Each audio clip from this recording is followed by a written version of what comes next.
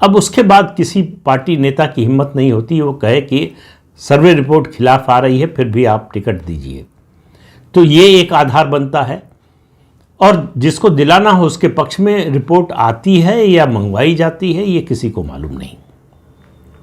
लेकिन बात तमिलनाडु की कर रहे हैं तो एक अंतर तो ये आया है कि पॉलिटिकल कंसल्टेंट्स पहुंच गए हैं चेन्नई और अलग अलग पार्टियों के साथ काम करना शुरू कर दिया है।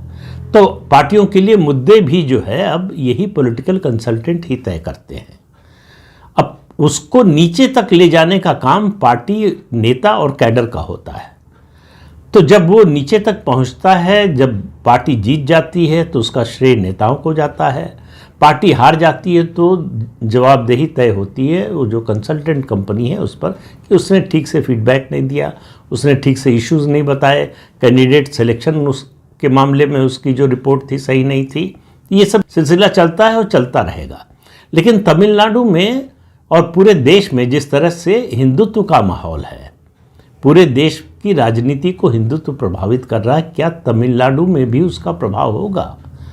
तमिलनाडु में जिस तरह से मोर्चा सनातन धर्म के खिलाफ डीएमके ने खोला है, खासतौर से उदयनिधि स्टालिन जो अब डिप्टी चीफ मिनिस्टर बन गए हैं और एमके स्टालिन के बेटे हैं, और उनकी राजनीतिक विरासत जो है उन्हीं को मिलने वाली है, ऐसा एमके स्टालिन ने बड़ा स्पष्ट कर दिया है।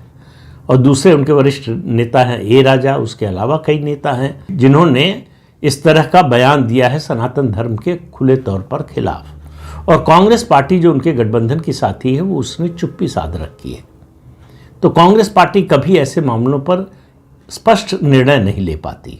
इस कारण से आप देखें तो 80 के दशक से लगातार जो कांग्रेस के फॉर्चून में, कांग्रेस की परिस्थिति में गिरावट आ रही है, उसका एक बड़ा कारण ये है कि वो सनातन धर्म पर डीएमके की राय से सहमत है या नहीं है।